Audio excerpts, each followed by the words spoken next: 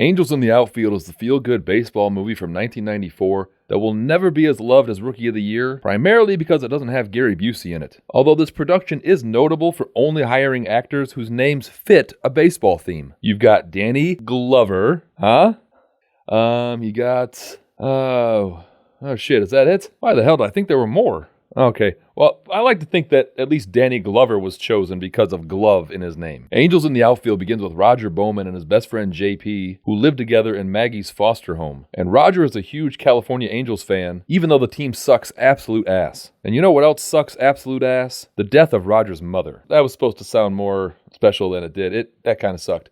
So anyway, Roger's mother is dead and his father is still alive, but he's just such a piece of shit. And he's played by Dermot McDillon?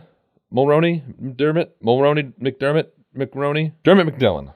What the hell is this dude's name? Roger's dad tells him that he's moving up north and he won't be taking Roger with him. In a last desperate plea, Roger asks his dad when they'll be a family again, and his dad responds, "I'd say when the Angels win the pennant." Which is the deadbeat dad's version of, we'll see. His dad takes off and Roger and JP climb a tree to watch the Angels play for free. And the Angels are in the middle of a 14-game losing streak and they're in last place. And I love 80s and 90s sports movie that featured real teams because they didn't have the same stipulations as corporations or brands. Like there are car companies that won't allow their vehicles to be shown dirty or damaged. And like Apple won't allow movie villains to use iPhones. But sports teams are just like, oh, you want to show our franchise as being so god-awful that no one even comes to our games? Sure. Oh, and the team is led by a grizzled, past their prime drunk? Why not? The manager of the Angels is hothead George Knox, played by Danny Glover, who is just getting too old for this shit. Knox causes a bench-clearing brawl when he attacks his own pitcher, and in the excitement, the boys get caught by a security guard. Hey, what are you kids doing up there? Uh-oh. You better have tickets for that tree! What a dick. I would never take any job that seriously, especially if it was a security guard at a ballpark. And if I saw kids trying to watch the game with binoculars, and I would like to think that I wouldn't say anything. Actually, I can probably guarantee I wouldn't. Because when I worked at Media Play, I saw kids shoplifting all the time. And guess what? I never said shit. That was none of my business. Like, the Angels suck. It's not like 2 extra tickets are going to save the organ. Oh my god! Power has gone to his head.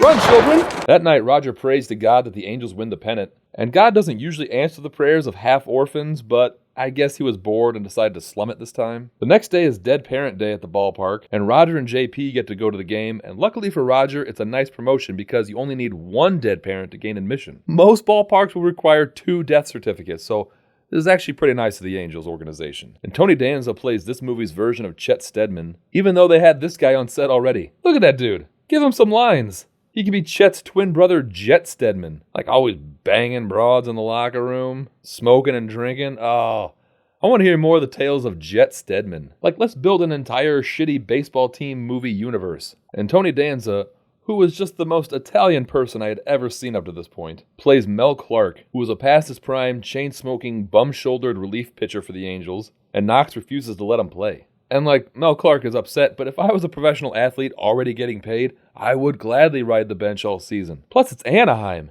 so it's probably going to be hot. Dick around in the dugout and make your money, man. Like, I loved not playing in Little League. I wasn't even being paid. Just sitting around with your buddies, talking Ninja Turtles and making sunflower seed piles.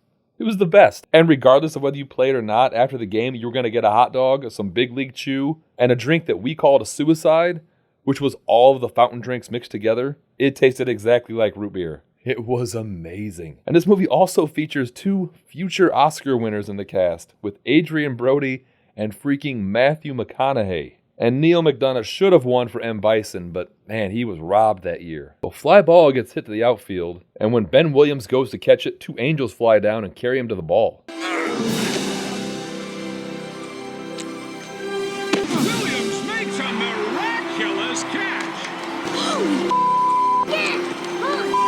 That, sports fans, is a play you're going to see run in baseball highlights for years to come. It will be shown for years, because while not proving the existence of angels per se, it does appear to show evidence of human flight. The government will abduct Ben Williams to study him, and historically speaking, he will not survive the tests. So this is not the feel-good movie that you think. Ben Williams is in for a shitty rest of his short life. And because God is cruel, he makes it so that only Roger can see the angels, thereby making everyone around him think that he's either crazy or a liar. And Christopher Lloyd then shows up as an angel named Al that only Roger can see or hear. His only guide on this journey is Al, an observer from his own time, who appears in the form of Angel. that only Roger. can see and hear. And so we reach the 9th inning, and I like how God created the heavens and the earth. He is the Alpha and the Omega, and all he can muster is to help the Angels win by a score of 1-0. See? There's more strategy in baseball than even God knew about. You didn't see the angel with him? We won. No, but there were angels in the outfield. Oh, name of the movie. Guys, it's the name of the movie. Roger then wins a chance to go on the field to get his picture taken with Knox, and he immediately tells Knox that real angels help the team win. Honey, why aren't you asleep? I gotta ask you something. Do you believe in angels? Oh, this reminds me of one of my favorite movie quotes of all time. You guys believe in angels, or? Oh, just the way he says it, just in prison, but asking so innocently if they believe in angels.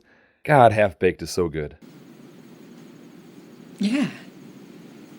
I guess I do believe in angels.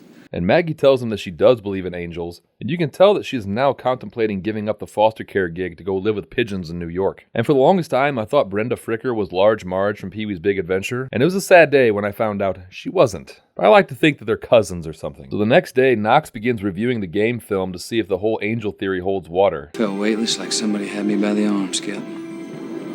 And it felt like another person was cupping my taint and balls. That one was very rough and was kind of mashing my bits. Whoever had me by the arms was gentle, but whoever was blasting my special area definitely wasn't concerned with being kind. It wasn't like a regular homer, no. It felt like someone was swinging with me. Very strange. I could feel some added power coming from somewhere.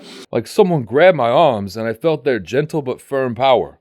And also another set of hands that was kind of goosing my butthole. That one was not gentle, and honestly it made me feel kind of bad and ashamed of myself all day. Like it took away some of the niceness of the home run. So Knox thinks that Roger is good luck and invites him to the next game. And Al shows up to tell Roger the rules that he must follow. Numero uno, don't tell anyone about us. You know, Roger's known about angels for 48 hours, and it's literally the first thing he's been telling everyone. Why'd you hold out on this rule for so long? Let's go, please. Just keep your chin up and your eyes open and enjoy the game. Oh, and then Al leaves. So I guess there was just the one rule. And we again get to the 9th inning with a scoreless game, and Roger sees an angel massaging the shoulders of Hemmerling, and Roger does the angel signal to get Knox to come over. There's an angel massaging Hemmerling's shoulders. And there's another one that's kind of flicking at his wiener, but he's got a weird, sinister grin, and I don't think he's doing that to help with baseball. Roger tells Knox to put in Hemmerling to pinch hit, and the Angels just make the ball do zigzags around the infield, and Hemmerling runs in for the score to win the game again,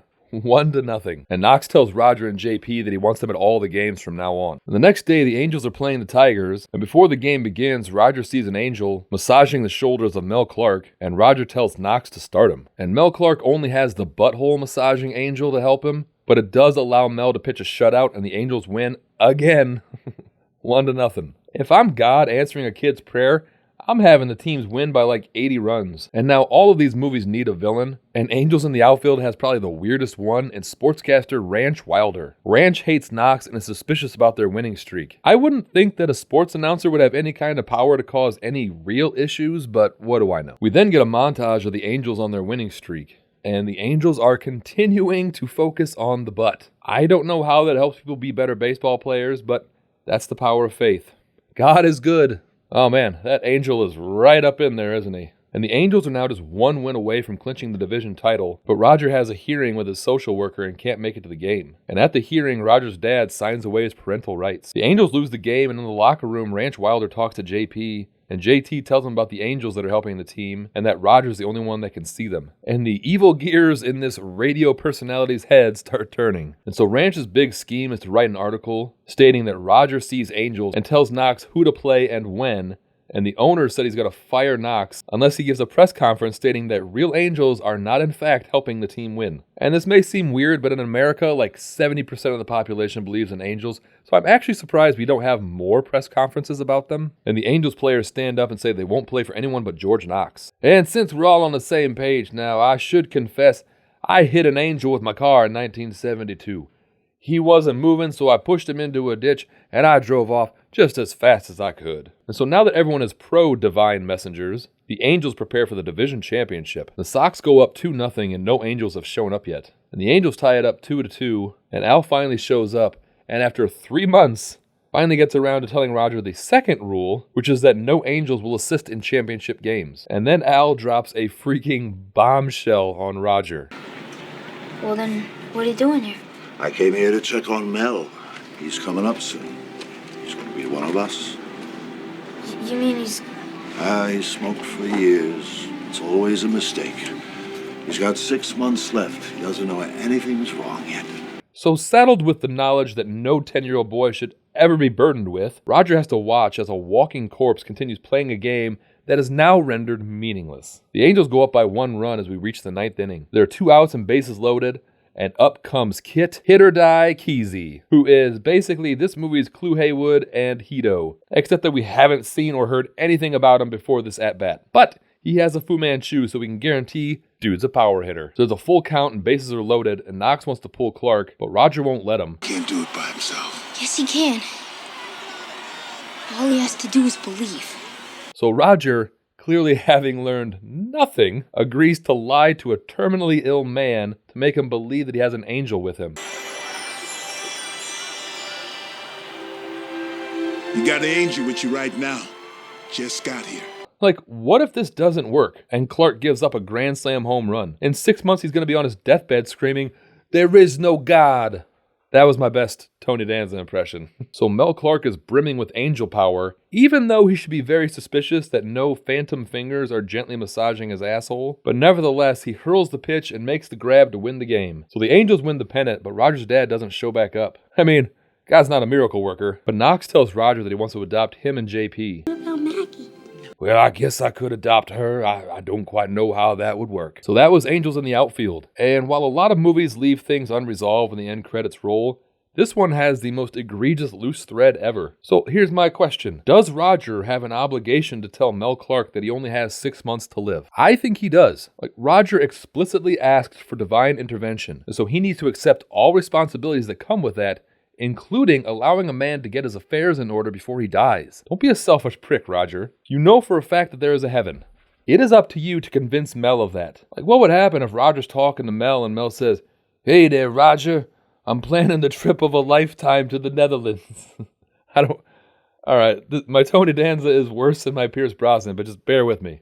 "Hey, I'm planning the trip to the Netherlands. I leave in 6 months and 1 day. I mean, is this kid just gonna be like, "Oh, that's great, have fun, Mr. Clark"? Like, I would expect that if anyone on this list knew the date of my death, then they would be honor-bound to tell me. And actually, they would be legally obligated to tell me because it's in the Patreon terms of service. And so on top of telling me when I'm going to die, you can also enjoy breakdowns of the entire Adam West Batman series as a Patreon supporter. Jugger, it's for you. It's Las Vegas. Pete the Swede. Hello, Pete the Swede. What's the line on the big game tonight? The odds are 20 to 1? On Woodrow Roosevelt High? $50,000 on Disco Tech. Yes, Pete the Swede, you heard me. Disco Tech. Alright, so thanks for watching, and I am planning on buying a parrot this weekend. Now, parrots can live for like 50 years, so if anyone has any information that would let me know that it's maybe not a wise decision to make a long-term commitment like that, let me know before Saturday. I don't want to have to put this parrot in my will.